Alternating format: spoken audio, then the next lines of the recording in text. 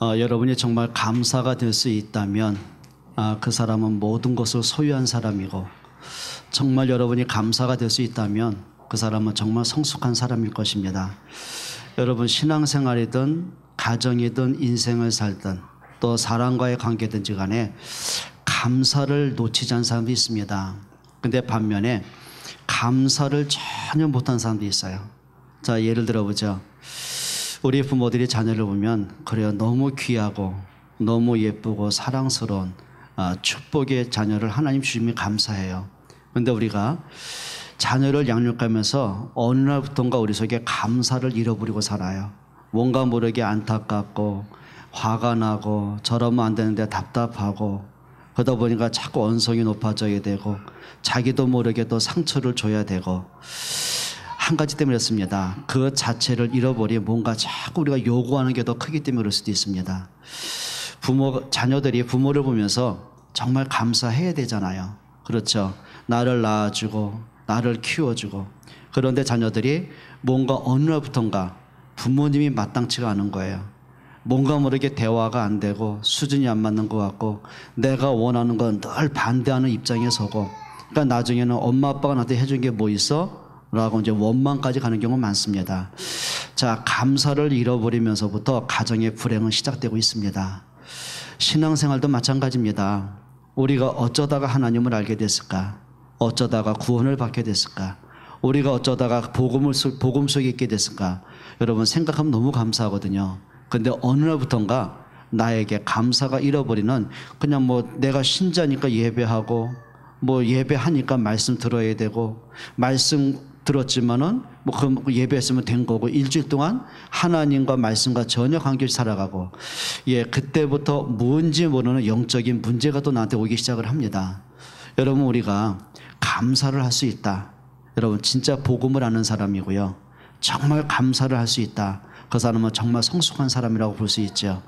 여러분, 이 아침에 정말 감사가 회복되기를 주의 이름으로 축원드립니다. 오늘 저와 여러분들이 맥주 감사 예배를 드립니다. 근데 더 중요한 게 있습니다. 1년에 한 번 들어오는 맥주절, 절기의 감사가 아니라 여러분 영혼 깊은 곳에서 진정한 감사가 될 수 있어야 돼요. 여러분, 감사도요, 조건적인 감사가 있고 절대적인 감사가 있습니다. 내가 감사할 수 있으니까, 감사할 조건이 있으니까 감사, 그건 누구나 할 수 있어요. 제가 한동안은 그 청소년 생활을 하면서 이제 소년원 사역이라든지 여러 가지 이제 문제아 산재 사역들을 많이 했어요. 그러면 이제 주로 그때는 이제 청주 소년원을 많이 들어갔거든요. 그럼 아이들이 만기 출소하고 이제 나옵니다. 돈 없잖아요. 갈 데 없잖아요. 이미 그 중에는 상당수가 부모에게 버림받은 애도 있고 아예 고아인 아이도 많이 있거든요. 그럼 이 아이들이 출소하고 이제 찾아와요. 그럼 찾아오면 어떡합니까? 이제 재워줘야 되잖아요. 또 먹여야 되잖아요. 그럼 이 아이들이 저한테 요구하는 게 있습니다. 목사님, 내가 이제 마음 잡고 새로운 출발을 해야 되는데 제가 돈이 없습니다. 포장마차라도 세우면 뭔가 착실하게 벌어야 되는데 내가 꼭 갚아야 될 때니까 조금이지만 자금 좀 대달라는 거예요. 그러니까 처음에 저도 뭐 개척교회는 목사는 무슨 돈이 있겠습니까? 그래가지고 어떻게 해가지고 좀 줘요. 그럼 그거 갖고 정말 자기가 착실하게 해야 되잖아요. 근데 그 돈 갖고 그날 밤 다 써버려요. 술을 먹던 뭘 하던 다 써버려요. 그리고 또 찾아온 애들이 많아요. 그러면 하는 얘기입니다. 목사님이 전에는 줬는데 왜 또 안 주냐는 거예요. 그러니까 제가 알잖아요. 주면 오히려 이 아이가 정신 차리는 것이 아니고 그날 밤 더 문제를 일으킬 수 있거든요. 참 안타까워요. 그러면 이제 소문 듣잖아요. 그럼 다른 애들 또 와요. 하는 말입니다. 왜 전에 누구누구는 주고 왜 나는 안 줍니까? 그러니까 어느 날부터 제가 한계가 오더라니까요. 이걸 내가 계속 주는 것이 이게 정말 복음이냐, 아니면 정말 저 아이들을 그냥 상처가 되든 내가 욕을 먹든 간에 과연 저 아이들에게 그냥 바르게 가르치는 게 옳은 것이냐, 너무나 힘든 거 있죠. 그러니까 내 마음속에 뭐냐면, 그래, 정말 사람이 근본이 안 바뀌어지면 어떤 것을 주는 것도 그게 독이 될 수 있겠구나. 예, 맞습니다. 정말 그 아이들이 근본을 바꿨다면 이렇게 될 수 있습니다. 목사님, 제가 소년원에 있으면서 수감대에 있으면서 목사님이 매주마다 찾아와서 복음을 듣게 됐고, 목사님을 통해 내가 새 생명이 됐는데 나 너무 감사합니다. 이제 내가 새롭게 출발하겠습니다. 목사님 위해 기도하겠습니다. 그게 맞잖아요. 근데 이 아이들은 복음 때문에 온 게 아니에요. 새 출발한 게 온 게 아니라 나에 대해서 알고 있으니까 나를 이용하려고 찾아오는 거예요. 제가 그런 걸 보면서 그래 참 중요하다. 근본이 바뀌는 것보다 중요한 게 있겠느냐. 여러분, 저와 여러분들이 진짜 감사하는 방법이 있습니다. 근본을 빨리 바꾸면 돼요. 그렇죠? 자, 진짜 근본이 뭡니까? 자, 예를 들면 이런 거죠. 다니엘이 그 포로로 끌려가고 고생하다가 그 대제국 바벨론 나라의 총리가 되지 않습니까? 다니엘은 그것 때문에 감사한 적 없어요. 다니엘 6장 10절에 보면은 수많은 사람부터 모함을 당합니다. 그리고 이제 사자굴 속에 들어가게 되거든요. 죽음의 문제 왔잖아요. 그런데 죽음을 눈앞에 둔 다니엘이 하나님의 말씀을 붙잡아요. 그리고는 하나님의 계획이 뭔가를 놓고 기도하기 시작해요. 그러다가 다니엘이 본 게 있습니다. 문제 때문에 기도한 게 아니라 그 문제를 통한 하나님의 계획을 놓고 기도한 거예요. 그러다가 나온 게 뭐냐면 그 영혼 깊은 곳에 감사가 솟구쳐 나와요. 그러니까 다니엘 6장 10절에 뭐라고 하냐면은 다니엘이 전에 행하던 대로 하루 3번씩 창문을 열고 기도하면서 여호와께 감사하였더라. 예, 감사했습니다. 문제가 해결돼서 감사가 아니에요. 지금 사자굴 속에 들어가면서 감사가 나온 거예요. 죽음의 문제 앞에서 감사가 나온 거예요. 모든 사람의 자기를 모함하는 그 위기 속에서 진정한 감사가 나와요. 그게 뭐냐면 문제 해결되겠지라는 기대심의 감사가 아닙니다. 근본을 아는 사람의 감사가 있어요. 여러분, 이 아침에 진짜 감사가 회복되길 주의 이름으로 축원드립니다. 오늘 성경에 보면은 여호수아 얘기입니다. 지금 여호수아 1장의 내용은 지금 지도자 모세가 죽음을 당합니다. 그러니까 여호수아는 광야길 40년 길 오면서 출애굽 이후에 40년 동안 자, 여호수아가 기도하고 판단하고 결단한 거 없어요. 모세가 시키는 일에 순종을 했어요. 모세가 명령을 내리면 그 명령을 붙잡고 전쟁에 나가서 승리의 축복을 하고 돌아온 사람이에요. 자, 그러다가 이제는 모세가 죽고 나니까 여호수아가 이제 지도자가 된 겁니다. 그때부터 여호수아 자신에게 문제가 온 거예요. 자, 어떤 문제가 있냐면은 부담감입니다. 내가 어떻게 저 60만의 대군을 이끌고 갈 것이냐. 저 사람들 끌고 가는 자체에 대한 그 직분, 위치에 대한 부담감도 있었고요. 또 하나입니다. 저 이스라엘 백성들을 보니까 40년 길을 걸어오면서 단 한 번도 믿음 편에 선 적이 없어요. 늘 불신앙하고 늘 원망하고 늘 불평하고 모세를 대적하고 단 한 번도 협조한 적이 없어요. 늘 비협조적이고 그리고 무수히 불신앙의 말을 만들어내서 사람을 충동시켜가지고 애굽에 돌아가자고 이렇게 행동한 사람들이거든요. 그러니까 단 한 번도 그들이 바뀐 적 없어요. 자, 그러니 여호수아가 저처럼 강팍한 사람들, 저렇게 완악한 사람들, 불신앙한 사람들을 이끌고 간다는 그 자체도 너무 부담감이 된 거예요. 거기다가 당장 눈앞에 있는 요단강을 건너야 되고 그 다음에 여리고를 함락해야 되고 그리고 안악산지도 정복해야 되고 거기다가 31명의 연합군이 또 대치하고 있거든요. 이 난관을 어떻게 통과하냔 말이에요. 갑자기 보니까 너무 불신앙이 생긴 거라 낙담이 되는 거예요. 자, 여호수아가 착각한 거죠. 뭘 착각했습니까? 여호수아가 놓친 게 있습니다. 여호수아 판단은 맞아요. 어떻게 그 60만의 불신앙한 사람 끌고 가겠습니까? 그 앞에 수많은 난관들을 어떻게 헤쳐나가겠습니까? 그러니까 여호수아가 분석은 너무 잘한 거예요. 근데 한 가지 놓친 게 있습니다. 출애굽은 여호수아가 했습니까? 아닙니다. 430년간 노예로 무너진 그들에게 하나님이 모세를 통해 한 가지 메시지를 하신 겁니다. 6월절 어린 양의 피 발라라. 그렇죠. 피 바른 그날에 출애굽의 기적이 나온 거예요. 피 바른 그날에 바로가 꺾인 거예요. 그 말은 뭐냐면 그리스도의 십자가의 능력을 붙잡았다는 얘기거든요. 자, 그러면 홍해 문제를 여호수아가 가르고 건넜습니까? 아니잖아요. 하나님의 능력으로 갈라지게 하고 건너왔잖아요. 자, 광야길 40년을 여호수아 자신이 백성들 끌고 왔습니까? 아니잖아요. 그 불신앙하는 사람들에게 하나님 때로는 말씀을 주시고 그들에게 기적을 주시고 확신을 주시고 언약을 주시면서 그들 끌고 오셨거든요. 그럼 여호수아가 한 게 아니에요. 하나님이 하신 거예요. 여호수아가 그걸 놓치는 거예요. 여러분, 우리 부모들이 그럴 때 많지 않습니까? 자녀들 공부시키는 것도 그렇고 험난한 세상에서 살게 하는 것도 그렇고 학교를 가자니 또 왕따 문화 있지, 여러 가지 문제 있지, 또 대학을 보내자니 또 제가 실력은 없지. 예, 부모들 너무 고민하는 거 많잖아요. 한 가지를 잃어버리면 고민해야 됩니다. 하나님의 능력을 놓치면 고민하셔야 됩니다. 자, 하나님이 여러분 자녀를 그냥 실수로 보냈겠습니까? 아니겠죠. 하나님의 영원한 계획 속에서 자녀를 보내셨겠죠. 정말 복음 때문에 하나님을 렘넌트로 보내셨겠죠. 그러면 하나님이 이 아이를 향한 계획은 뭘까? 이 아이를 통한 하나님의 시간표는 뭔가 그걸 찾아내야 되는데 부모들은 자기 역할만 보고 있는 거예요. 그렇죠. 우리 가장들, 남자분들 얼마나 부담됩니까? 지금 IMF 시기 있죠. 사업은 잘 안 되지요. 자꾸 돈줄은 막히지요. 또 직장생활에서는 또 걱정 없겠습니까? 자, 또 가뭄 바람은 불지요. 그렇죠. 지금 세대, 내 세대와 저 후배들 세대도 다르지요. 요즘 또 영어 못하면 안 된다. 영어 공부해야 되지요. 또 실력 있는 사람 치고 올라오지요. 눈치는 또 봐야 되지요. 실적은 올려야 되지요. 너무 부담감 생기잖아요. 자, 그러다 보니까 어느 날부턴가 복음이 없어져 버렸어요. 어느 날부턴가 하나님을 바라보는 믿음의 눈이 가려워져 버렸어요. 어느 날부턴가 내가 말씀을 묵상하고 기도할 만큼 영적인 상태가 놓치기 시작하는 거예요. 그러다 보니까 기도 자체가 안 되는 거예요.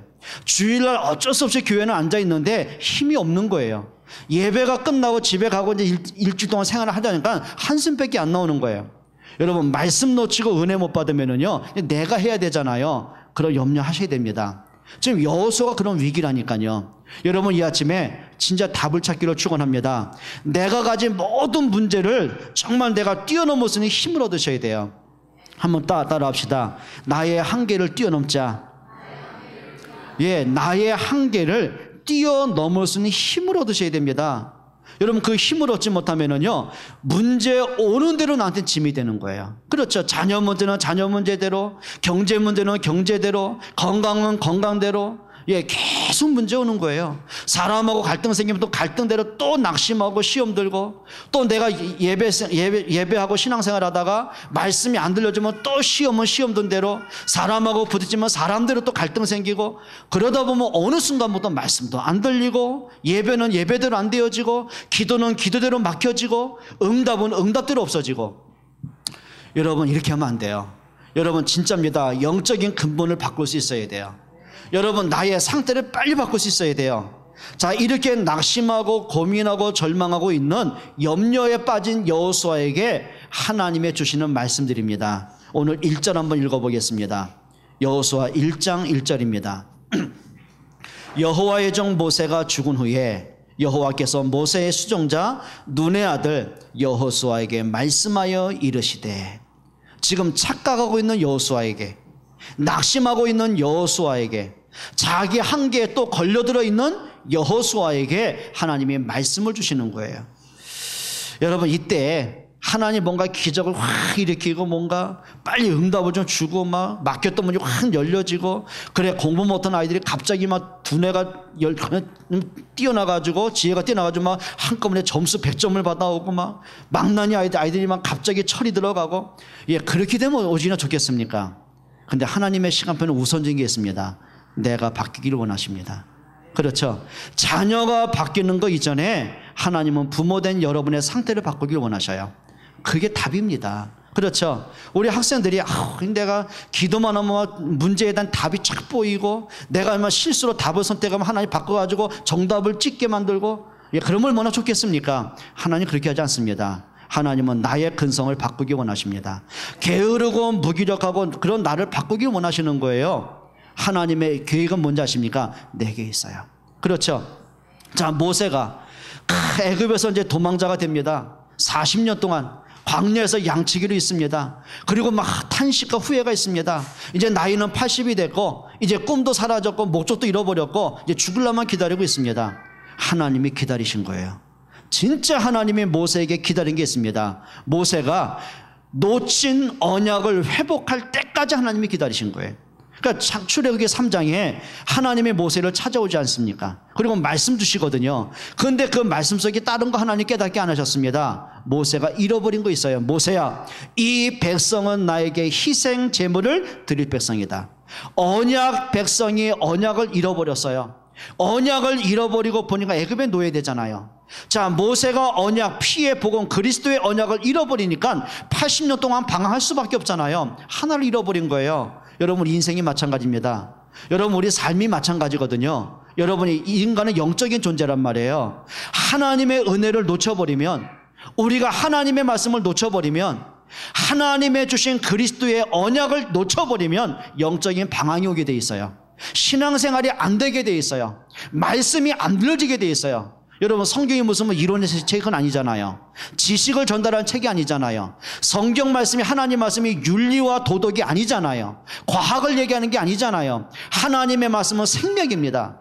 하나님의 말씀의 핵은 뭐냐면 예수가 그리스도라는 답이 있단 말이에요. 그럼 우리가 그리스도의 이름을 놓쳐버리고 나서 성경으로 들어보세요. 안 들려집니다. 뭔 말인지 모릅니다. 그래요. 재미있는 건 웃을 수가 있고 좋은 얘기 참고할 수 있어요. 근데 중요한 게 있습니다. 그리스도 이름을 내 속에 놓치는 그 순간 영적인 문제가 오게 돼 있어요. 그리스도의 힘을 놓치는 그 순간에 나의 숨겨진 영적 문제가 드러나게 돼 있어요. 뭔지 모르게 염려 속에 빠지게 돼 있어요. 그러면서 사람이 방황할 수밖에 없는 거예요. 인생의 방황 끝내는 길이 있습니다. 모세가 80년 인생 방황 끝나는 길이 있습니다. 잃어버린 언약 회복하는 거예요. 여러분, 이 아침에 언약 회복하기 축원합니다.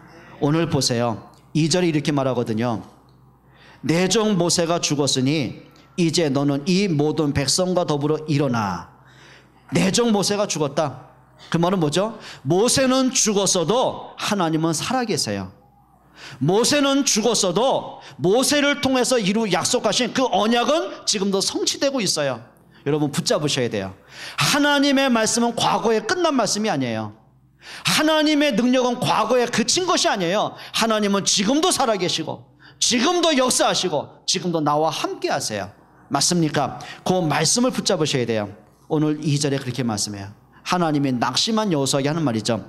너는 이제 일어나라. 저 백성과 더불어 일어나라. 그래요. 불신앙하는 그 자리에서 일어나라. 염려는 그 자리에서 일어나라. 종교 없는 생활에서 일어나라. 일어나셔야 돼요. 여러분, 정말 일어나길 축원합니다. 부모가 영적으로 일어나야 돼요.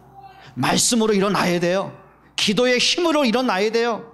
그래야 자녀에게 언약이 전달될 수 있는 거예요. 그렇죠. 중직자가 일어나야 됩니다. 뭔가 책임감 때문에, 뭔가 내 삶 때문에, 내 자녀 때문에, 여러 가지 문제 때문에 낙심하고 지쳐있고 힘들 게 아니라 일어나야 돼요. 그리스도의 힘을 얻어야 돼요. 말씀의 힘을 얻어야 돼요. 여러분, 승리하기를 축원합니다. 일어나는 여러분들에게 축원합니다. 더 이상 여러분 생각이 잡혀 있으면 안 돼요. 많은 사람이 이런 게 있거든요. 지금 여호수아가 어릴 때부터 그는 태어나면서 노예 속에서 태어났잖아요. 그리고 청소년기를 노예에서 살아왔잖아요. 그러면 자기가 아무리 믿음이 있어도, 아무리 하나님의 역사를 보더라도 자기도 모르게 그 무의식 속에, 그 잠재의식 속에 노예로 살던 그 습관과 상처들이 있을 거 아닙니까? 그 은혜 받았으면서도. 그러니까 문제가 딱 생기니까 하나님의 은혜는 놓쳐버리고 과거에 갖고 있는 자기의 상처로 그 문제가 들어가는 거예요. 지지난주에도 어떤 한 분을 잠깐 만났어요. 이분이 상담한 내용이 그겁니다. 자기는 어릴 때 엄마가 일찍 돌아가셨다는 거예요. 그러니까 자기는 기억은 잘 안 나는데 5살 때인가 6살 때 엄마가 돌아가셨대요. 그러니까 아버지가 너무 힘들잖아요. 뭔가 이 세상에 대한 한이 생기잖아요. 그러니까 아버지도 뭔가 모르게 자꾸 술로 사신 거예요. 그러니까 술 취한 분들이 무슨 이렇게 온순하고 이렇게 따뜻하고 애정이 있게 하겠습니까? 그러니까 홧김에 약주를 드시고 나면은 그게 막 자기도 모르는 그 분노가 생기는 거예요. 그러니까 집에 오면 막 소리치고 애들을 닥다구리하고 야단치고 매질을 가고, 얘는 그게 너무 상처가 된 거예요. 그러다 보니까는 아빠가 이제 결혼을 하셨어요. 이제 몇 년 만에. 근데 새어머니가 들어오신 거예요. 근데 자기는 새로운 사람이 들어오다 보니까 뭔가 경계심이 있잖아요. 그때는 이미 이 아이는 초등학교를 다니고 있을 때니까. 근데 그 어머니마저도, 새엄마마저도 좀 살갑게, 좀 사랑으로 이게 아이를 품으면 되는데, 근데 문제는 또 그 엄마가 새로 오시면서 이미 키우던 아이를, 그때 딸아이를 데리고 온 거예요. 그러니까 자기 딸은 챙기는데 이 아이는 쉽게 말하면 이제 계모 아닙니까? 그러니까 챙기지 않는 거예요. 근데 얼마나 이분이 좀 문제가 있는지 남편이 들어오면은 자기한테 그렇게 잘해준다는 거예요. 근데 아빠만 없으면 자기한테, 그러니까 초등학생만 무시하고 그러면서 이게 먹는 것도 이렇게 편애하고, 그 상처가. 그러니까 자기는 어릴 때부터 왜 우리 엄마는 일찍 죽었어? 그 상처 있잖아요. 근데 지금 나이가 40대 중반이란 말이에요. 그럼 벌써 30년 세월이 흘렀잖아요. 자, 30년의 긴 세월이 흐른 거예요.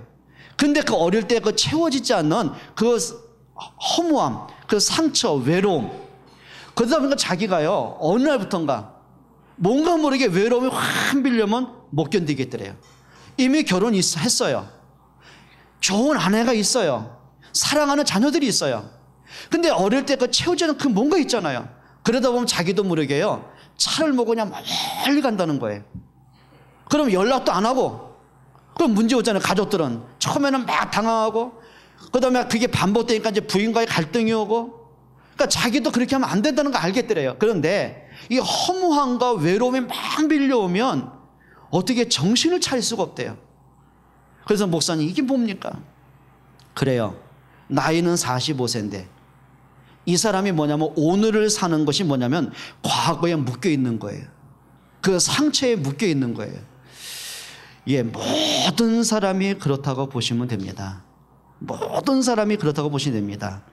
또 한 번은 제가 상담한 가운데 좀 안타까운 분이 있어요. 이분은 어떤 분이냐면은 뭔가 사람한테 큰 상처를 받으신 분이에요. 좀 죄송합니다. 이름은 말할 수 없고요. 솔직하게. 이분이 10대 후반 때, 고등학교 때 그 가까운 그 사람, 잘 알고 있는 사람으로부터 성폭행을 당하신 거예요. 그러니까 그게요, 너무 큰 상처와 수치심과, 그러다 보니까 이분이요, 뭐 세상에 대한 그 원망과 분노 있잖아요. 그러니까 이분이 독을 품은 거예요. 내가 그 사람에게 세상에 복수하는 길은 하나다. 내가 성공하는 거다.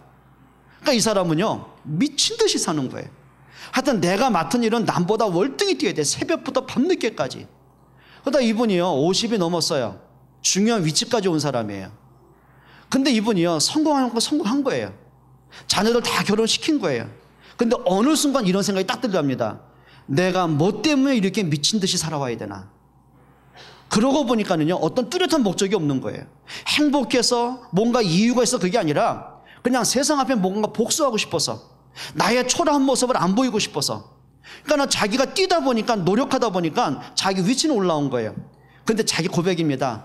단 한 번도 내가 남들은 나는 실력자라고 인정하고 성공했다고 부러워하는데 자기는 단 한 번도 성공해서 행복한 적이 없다는 거예요.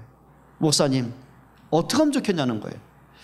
여러분, 많은 사람이요, 이게 뭐 자기도 모르는 과거에 다 묶여 사는 거 있잖아요. 그게 우리의 한계가 될 수 있습니다. 여러분, 이거 뛰어넘을 수 있어야 돼요. 그래야 진짜 행복 옵니다. 그래야 진짜 자기가 발견되어집니다. 여러분, 기억하셔야 됩니다. 여러분, 예를 들어 볼게요. 요셉이 어린 나이에 노예로 팔려가지 않습니까? 그러면 17살부터 30세까지 가장 황금 시기입니다. 그렇죠? 가장 꿈 많은 시기입니다. 혈기왕성한 시기입니다. 쉽게 말하면 육신적으로 자기를 잃어버리고 사는 거예요. 자기를 놓치고 사는 거예요. 내가 원하지 않는 고통을 당하고, 나의 원하지 않는 사람들 때문에 어려움을 당하고, 그것도 형들 때문에 고통을 당하고, 예, 내 신분이 갑자기 너무 귀한 자녀, 아들 입장에서 노예로 천박하게 무너졌고, 예, 원망할 수 있잖아요. 근데 무너지지 않는 이유가 있습니다. 뭐냐면 자기의 정체성을 찾는 거예요. 과거의 상처에 묶이지 않는 거예요. 한 가지 붙잡은 게 있습니다. 어릴 때부터 받았던 그 마음속에 담겨진 하나님의 말씀이 있는 거예요. 말씀을 가슴에 담고 보니까 말씀으로 문제를 볼 수 있는 눈이 열려지는 거예요. 말씀으로 환경과 문제에 대한 답을 찾는 힘이 생겨지는 거예요. 그걸 영적인 힘이라고 합니다. 그거는 의지 갖고 되는 게 아닙니다. 그거는 내 노력과 내 열정 갖고 되는 게 아니거든요. 영적인 힘이 있어야 돼요. 자, 그러고 보니까 그것 때문에 상처가 되고 그것 때문에 눌림이 되지 않았어요. 오히려 그 문제 때문에 더 큰 응답을 보게 된 거예요. 그래, 하나님께서 생명을 구원하시려고 나를 앞서 보내셨구나. 자, 형들을 만나게 되지 않습니까? 형들은 자기들이 향하는 행실이 있으니까 두렵잖아요. 그때 형들에게 한마디 위로한 게 아닙니다. 그냥 자기 인격을 얘기한 게 아닙니다. 영적인 비밀을 얘기하는 거예요. 형들이 나를 판 것이 아닙니다. 두려워하지 마십시오. 하나님이 이때를 위해서 나를 앞서 보내셨습니다. 그 과거의 모든 아픔과 상처를 하나님의 계획으로 봤어요. 복음의 눈으로 봤어요. 전도라는 관점으로 봤어요. 예, 그걸 힘이라고 합니다. 그때 진정한 감사가 나와요. 그때 진정한 행복이 나와요. 모든 문제를 축복으로 바꿀 수 있는 힘이 주어지는 거예요. 그걸 영적인 상태라고 합니다. 여러분 정말입니다. 하나님 말씀이 담겨지길 축원합니다. 또 2절에 뭐라 그랬죠? 이 백성과 더불어 일어나 요단을 건너라. 지금 요단을 건너라. 지금 여호수아가 고민한 게 그겁니다. 당장 눈앞에 있는 요단, 그냥 강이 아니고 쉽게 말하면 그 당시에 홍수가 일어나는 거예요. 그때가 이제 우기철이란 말이에요. 얼마만큼 물살이 샜는지 건널 길이 없었어요. 그걸 보면서 여호수아가 고민하고 있었거든요. 근데 하나님은 직접 말씀하신 거예요. 요단을 건너라. 여호수아가 불신앙한 그걸 깨트리시는 거예요. 여호수아가 지금 눌려있고 염려하는 걸 지적하시는 거예요. 여러분 하나님의 능력 바라보길 축원합니다. 여러분 지금 문제된 거 있습니까? 정말 고민하는 거 있습니까? 여러분이 뭔가 과거에 상처에 눌려있는 거 있습니까? 예, 그걸 정복할 수 있는 힘을 얻기를 축원합니다. 그 문제 가운데서 하나님이 하고자 하는 일이 뭘지 한번 질문해 보세요. 정말 하나님의 계획은 뭐지? 한번 찾아보세요. 여러분 승리하기를 축원합니다. 일어나셔야 돼요. 그리고 2절과 4절에 보니까 내가 그들 곧 이스라엘 자손에게 주는 그 땅으로 가라. 그 땅으로 가라. 가나안 땅입니다. 그건 하나님이 약속하신 땅입니다. 단순하게 그냥 내가 내 스위트홈을 짓고 내 가족과 편안하게 행복하게 살기 위해서 그 땅을 가라 그 말이 아니거든요. 하나님 메시지가 있습니다. 그리스도가 오실 땅, 언약이 성취될 그 땅, 그걸 보는 거예요. 여러분 그리스도 안에서 모든 미래를 꿈꾸시길 바랍니다. 그래요. 우리 학생들이 보니까 우리 친구들이 이제 미대에 있는 친구들 있잖아요. 지금 뭐 발표회도 해야 되고 졸업 전시도 해야 되고 그게 만만치 않거든요. 얼마나 스트레스 받겠습니까? 그러니까 이 친구들이 한동안은 그게 고민된 거예요. 여러분 그걸 고민으로 만들지 말고요. 그래 어차피 내가 통과할 거라면 단순하게 졸업 패스하기 위해서 전시회 그걸 목적으로 하지 말고 그래 내가 평생 미래를 두고 오늘을 한번 도전해보자. 예, 그게 도전이에요. 그게 뭐냐면 하나님의 약속을 붙잡고 정말 복음 때문에 전도와 세계 복음화 때문에 오늘을 도전하는 축복을 좀 누려보세요. 그리하길 축원합니다.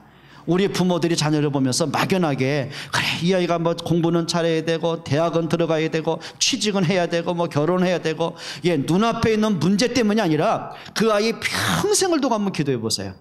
이 아이를 통해 하나님이 원하는 소원이 뭘까? 이 아이에게 하나님이 어떤 달란트를 주셨을까? 이 아이를 통해 하나님이 세계복음화의 문을 어떻게 열어가실까? 그걸 보고 기도하세요. 맞습니까? 한나는 단순하게 사무엘을 품에 안으면서 젖 먹는 아이 때문에 감동받은 게 아닙니다. 그 사무엘 아이를 통해서 이 시대에 이루실 하나님의 언약을 붙잡았어요. 여러분 그게 답이거든요. 그러면 그 아이에게 그래 너는 공부 잘해야 되고 그 정도로 했겠습니까? 예, 그거는 상식이고 잔소리로 끝난 거고요. 그 아이에게 언약을 전달하는 거예요. 여호와가 누구신지, 복음의 능력이 무엇인지, 기도라는 것이 정말 무엇인지, 예배의 축복이 뭔지, 정말 전도라는 것이 무엇인지 그 가슴에 담아주는 거예요. 여러분 우리 자녀들에게 정말 복음의 능력을 알고 기도의 힘을 얻고 전도라는 것이 무엇인지 세상에 나간다. 예, 염려 안 하셔도 됩니다. 예, 괜찮습니다.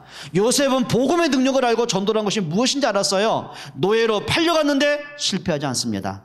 그게 승리하는 응답의 기회였어요. 여러분 정말 여러분들이 언약 잡고 승리하시기를 바랍니다. 예, 5절에 말씀하셨어요. 내 평생에 너를 능히 대적할 자가 없으리라. 예, 그리스도는 모든 문제 끝내셨습니다. 그리스도는 이미 승리하셨습니다. 자, 모든 문제를 해결하신 그리스도가 나의 그리스도십니다. 나에게 생명이 되십니다. 나와 영원히 함께 하십니다. 여러분 언약 잡으세요. 여러분 문제에 좀 도전하세요. 그렇죠? 골리앗이라는 그 사람은 자 이스라엘 모든 사람이 볼 때는 두려움의 대상이었어요. 싸움을 할 만큼 그와 대적할 만큼 생각을 갖지 못한 건 다 무너졌어요. 골리앗 보면서 무너져 있고 불신앙하고 이제는 죽었다라고 포기하고 좌절하고 예, 그게 그 시대 사람들의 모습이었거든요. 근데 어린 목동 다윗이 믿음의 도전을 합니다. 그냥 도전한 게 아닙니다. 확신이 있었어요. 그래 내가 광야에서 양을 칠 때에 하나님은 나를 곰의 발톱에서 사자의 이빨에서 하나님 나를 구원하셨다면 저 골리앗에 나를 구원할 거 아니냐? 예, 확신이 있었어요. 그리고 한 말입니다. 내가 지금까지 갈고 닦은 기술로 너에게 나간다 하지 않았습니다. 나는 네가 욕하는 여호와의 이름으로 나간다. 예, 믿음에 도전하시면 됩니다. 여러분 염려를 주께 맡기기를 축원합니다. 염려할 게 있다면요, 정말 기도하세요. 불신앙할 수 있습니까? 예, 믿음으로 바꾸세요. 승리하기를 바랍니다. 그리고 5절, 7절, 9절 하나님은 계속 강조하십니다. 5절 한번 같이 읽어볼까요? 내 평생에 너를 능히 대적할 자가 없으리니 내가 모세와 함께 있었던 것 같이 너와 함께 있을 것임이라. 내가 너를 떠나지 아니하며 버리지 아니하리니. 거기 너자에다가 한번 여러분 이름을 한번 넣어보세요. 저도 이렇게 한번 해볼게요. 이름 안 들리면 와서 시킬 겁니다. 자, 시작. 채영이 평생에 채영이를 능히 대적할 자가 없으리니 내가 채영이와 함께 있었던 것 같이 채영이와 함께 있을 것임이니라. 내가 채영이를 떠나지 아니하며 버리지 아니하리니. 아멘 되십니까? 예, 9절에 또 이렇게 말씀하죠. 내가 내게 명령한 것이 아니냐. 강하고 담대하라. 두려워하지 말며 놀라지 마라. 내가 어디로 가든지 내 하나님 여호와가 너와 함께 하느니라. 여러분, 하나님 말씀이 들려지세요? 정말 믿어지세요? 애들이요, 그 지난주에 보니까 수원이 비가 전국에서 최고로 많이 왔대요. 뭐 330mm 왔다며요. 천둥번개. 새벽에 잠을 자는데요, 뭔가 우르릉 꽝한데 창문이 흔들리더라고요. 놀랬겠잖아요. 자, 애들이 그 소리 듣고, 야, 하나님은 저 자연적인 돌비 시스템을 운영하셔서, 야, 저 라이브로 저 음악을 저렇게 장황하게. 그런 애들 없습니다. 놀라서 웁니다. 그때 엄마가 괜찮아, 엄마 있잖아. 그때 애들이 나는 엄마를 못 믿겠어. 애들 그러지 않습니다. 엄마 품에 푹 안겨가지고요, 자요. 예, 엄마를 100% 신뢰합니다. 우리 따라합시다. 내 믿음이 아이보다는 나야지. 예, 여러분 믿음이요, 애보다는 나야 돼요. 아무 힘도 없는 엄마인데 애들은 100% 신뢰합니다. 그러니까 저희 집에 가면 이상한 좀 행동들을 해요. 제가 없으면은요, 문 꼭꼭 걸어 잠궈요. 근데요, 제가 있으면 나를 믿고 문을 다 열어놔요. 그 말은 뭐냐면 내가 있으면 안심이 된다는 거예요. 근데 착각이거든요. 어딜 봐서 내가 힘이 있게 생겼습니까? 집안에 문 열었는데 강도가 들어오면은요, 일단 나부터 튈 것 같아요. 근데 나를 뭘 믿고 이렇게. 예, 맞습니다. 연약한 사람도 믿어준다면 여러분, 하나님을 왜 못 믿겠습니까? 하나님이 말씀하는 거예요.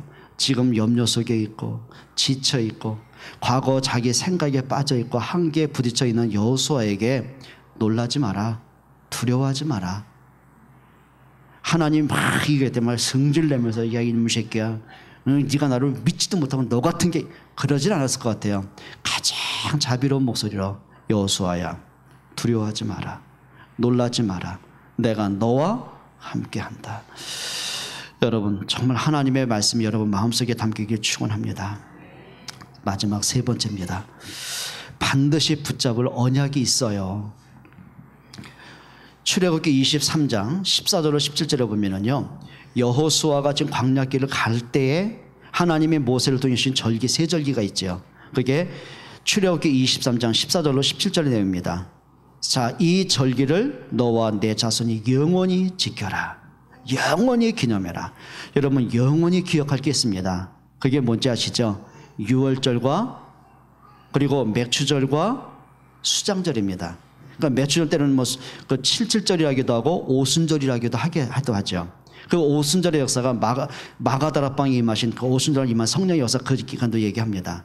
자, 유월절은 뭐죠? 자, 노예로 무너져 있던 그 이스라엘 백성을 하나님이 출애굽하게 하셨어요. 구원의 능력입니다. 유월절을 지켜라, 그 말은 뭐냐면 너희를 죄와 사망과 저주에서 구원하실 하나님을 기억해라, 그 말이에요. 그러면 자, 오순절 또는 맥추절이 뭐죠? 자, 그들이 출애굽 이후에 광야길을 가잖아요. 어떤 어떻게 먹을 게 없잖아요. 그때 하나님이 50일 만에 보리 수확을 거두게 하셔요. 그리고 그들을 먹게 하는 응답을 주셔요. 그 말은 뭐냐면 구원받은 백성을 하나님이 어떻게 함께 하시고 보호하시고 인도해 갈 것인지, 그게 맥추절의 응답들이에요. 그렇죠. 비록 광야길을 가고 홍해 같은 문제, 여러 가지 많은 문제에서 괜찮다. 여호와는 너와 함께한다. 그러면 문제 속에서 문제 때문이 아니다. 여호와를 바라봐라. 하나님의 능력을 바라봐라. 하나님의 계획을 찾아봐라. 그게 맥주절입니다. 그러면 수장들은 뭐죠? 그들이 이제는 50일 만에 보리 수확을 거둔 정도가 아니라 창고를 짓고는 곡식을 가득하게 저장을 했어요. 그게 천국의 축복을 얘기하는 거예요. 자, 그러면 구원의 축복들, 하나님이 나와 함께 하시는 임마누엘의 비밀들, 영원한 천국의 비밀들을 영원히 가슴에 담아라. 정말 그걸 네 마음속에 새겨라. 그 언약을 붙잡아라. 인생 광야길 가서 많은 문제 사건이 있다 할지라도 구원하신 여호와를 바라봐라. 너와 함께하는 여호와를 의지해라. 그 말이에요. 여러분, 새 절기가 여러분에게 응답이 되길 축원합니다. 단순하게 절기 행사로 끝나는 거 말고요, 날마다 유월절의 축복을 누리세요. 매 순간마다 여호와의 유월절의 축복을 누리세요. 그래, 나를 구원하신 여호와께서 오늘 이 문제를 내게 왜 허락하셨을까? 이 문제 가운데 하나님의 계획을 뭘까? 예, 그걸 찾는 겁니다. 여러분, 이런 믿음의 눈이 있기를 축원합니다. 그리고 5절과 6절에 뭐라고 그랬죠? 내가 모세와 함께 있었던 것까지 너와 함께 있을 것임이라. 모세가 출애굽했냐? 여호와께서 한 거 아니냐? 모세가 홍해를 건너게 한 것이냐? 여호와의 능력으로 건넌 거 아니냐? 네가 모세를 통해서 하나님의 손길을 본 것처럼 내가 너와 함께 할 것이다. 예, 임마누엘입니다. 여러분, 진짜 신앙생활이 뭔지 아세요? 나와 함께 하시는 하나님을 누리는 거예요. 임마누엘 비밀입니다. 자, 요셉이 노예로 팔려간 속에서 한 가지 답을 찾았어요. 여호와께서 요셉과 함께 하심에. 예, 문제 올 수 있겠죠. 그런데 문제보다 강하신 하나님이 나와 함께 하세요. 예, 임마누엘 비밀 누리기를 축원합니다.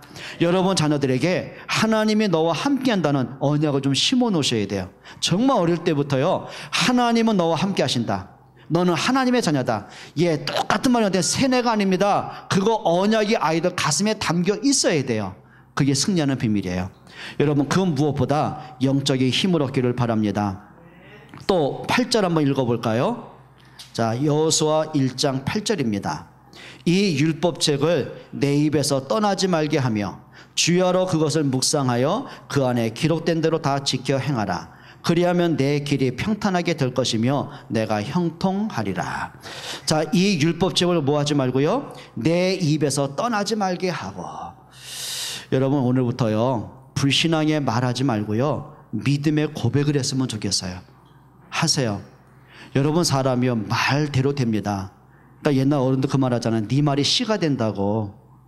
여러분, 오늘부터 죽겠다, 힘들어 죽겠다, 내 인생은 왜 그러냐, 한번 해보세요. 예를 들면 제가요, 우리 성진이한테 내가 널 보면서 한 시간만, 목사님 너를 오랫동안 봤다, 너는 안 된다, 너 미술 그거 포기해라, 너 잘못된 가르이다, 너 허상이다, 너 그거 하려면 너 인생 쪽박된다, 너 보니까 인간 참 더럽다, 너를 만나는 사람은 참 제약이다, 너는 절대 사람 만나지 말고 네가 애인 만나고 결혼하면 그 집안 진짜 쑥대밭된다, 그러니까 너 절대 결혼하지 말고 혼자 늙어 죽어라. 예, 죄송합니다. 만약에 이런 말 한다, 그럼 성진이가 아멘 할렐루야 언약 잡겠습니까?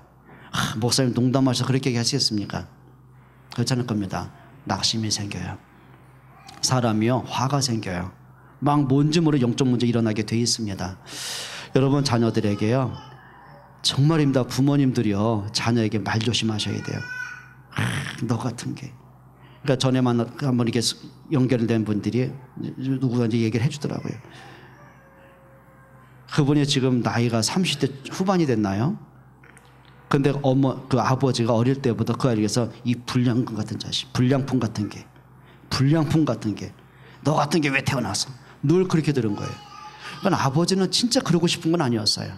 근데 보니까 자기 속에 있는 그 한가, 속아려는 게, 그게 애들한테 막 거칠게 말하는 거예요.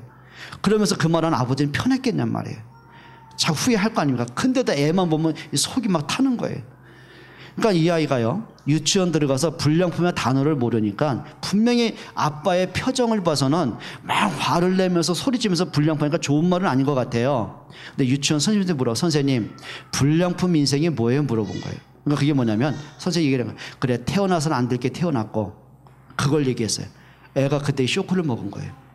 그럼 나이가 30대 후반이 돼가면서도 지금도 이 사람이 자기 정체성 잃어버리는 거예요. 늘 자기 존재를 인정을 안 해요. 왜? 인정받아본 적이 없으니까. 여러분 부모들이요, 은연중에 뱉은 말 있잖아요. 너 같은 게 말이에요. 넌 누굴 닮아가지고.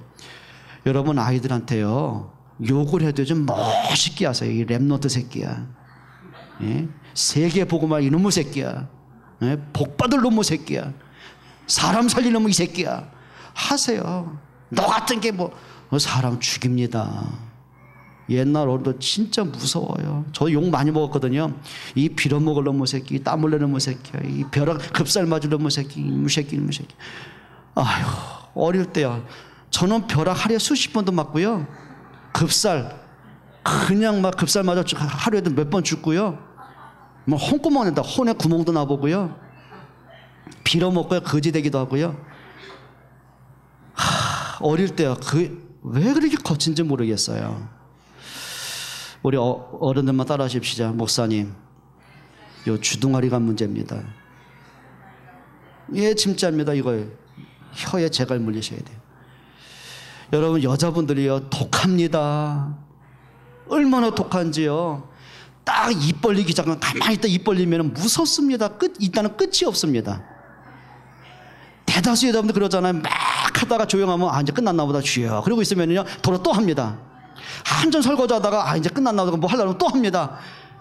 한 번에 하세요. 눌려요, 눌려. 우리 집 얘기하는 거 아니고 다 그래요. 남자들은 단순합니다. 뭐 하나 그때 그 얘기만 얘기합니다. 야, 여자들 입 벌리면은요, 연애 때부터 지금까지 당신한테 해준 게 하나도 없다는데 뭐 쭉 얘기합니다. 우리 집 얘기야. 왜 웃어요? 상담한 얘기를 하는 거예요, 지금요. 무섭습니다, 여자들. 딱 하면은요, 여자들이 한을 보면 온열에 뭐가 맺혀요? 예, 입에 서리가 한이 맺힙니다, 그냥. 말 조심하셔야 돼요. 여러분 사람이요, 말만 조심해야 돼요. 문제 없습니다. 여러분 사람들 왜 상처받는지 아십니까? 네? 왜 교회 안에는 그 어린 신자들이 왜 상처받고 예배 교회 떠난지 아십니까? 자기 딴에는 제대로 말한다고 했는데요, 시험 주는 말을 하는 거예요. 그 마음속에 자꾸 틀린 말 하는 거, 뭐 교회가 뭐 어쩌고, 뭐 목사님 어떠고, 장로님 자꾸 얘기하는. 그러니까 이 사람들이요, 틀린 얘기 딱 듣다 교회 와보세요. 교회가 정 떨어집니다. 목사님 얘기 들어보세요. 설교 들어보세요. 마음에 안 담깁니다. 그러니 그 영이 죽는 거거든요. 여러분 아이들이요, 왜 어릴 때부터 막 예배 안 되고 대학교 가면 다 교회 다니는지 아십니까? 이유가 부모들이 집에서요 자꾸 말하는 겁니다. 그러니 애들이요, 엄마 아빠 하는 얘기 들어보니까 교회는 갈 곳이 못 되는 거예요. 예배가 되겠냐고요. 따라합시다. 축복의 입술이 되자. 예, 맞습니다. 이 율법책을 내 입에서 떠나지 말게 해라. 그리고 뭐라 했죠? 주의하라. 그것은 뭐 하라고요? 묵상해라. 여러분 하나님 말씀 묵상하길 축원합니다. 여러분 주일날 말씀 듣고 끝나면 안 돼요. 여러분 일주일 동안 나 혼자만의 말씀 듣는 나만의 시간을 가지셔야 돼요. 말씀을 묵상하시는 힘을 얻으셔야 돼요. 그게 진짜 영적인 회복되는 길입니다. 그게 내가 사는 길입니다. 여러분 내가 은혜 받고 내가 살면은요, 살리는 말이 나간다니까요. 그렇죠? 자, 8절에 뭐라 했죠? 좌로나 우로나 치우치 마라. 하나님의 말씀을 100% 신뢰하세요. 여러분 말씀 앞에 내 생각을 토달지 마세요. 하나님의 말씀 앞에 나의 기준을 다 맞추세요. 맞습니까?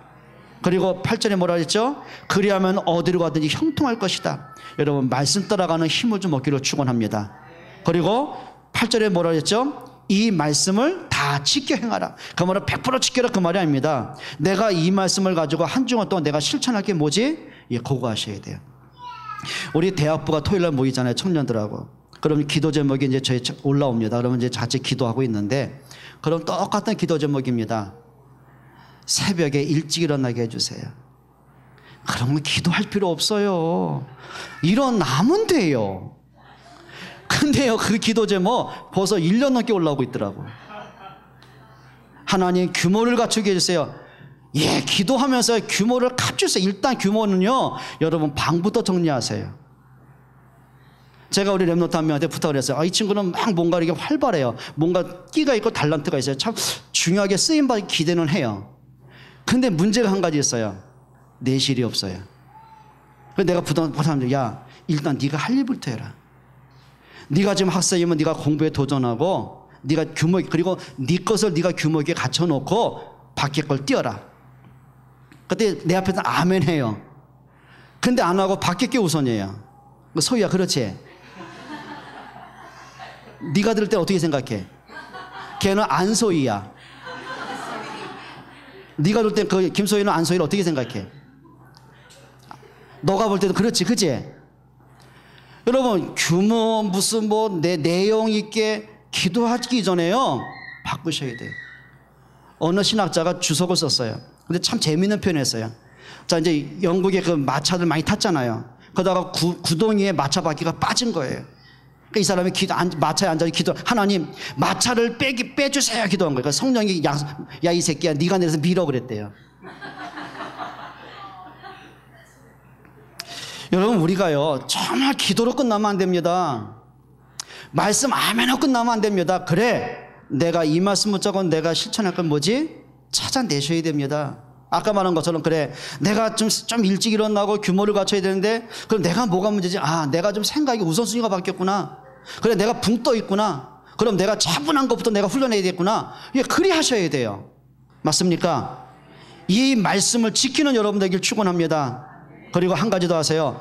사명을 찾으셔야 돼요. 오늘 10절 한번 보겠습니다.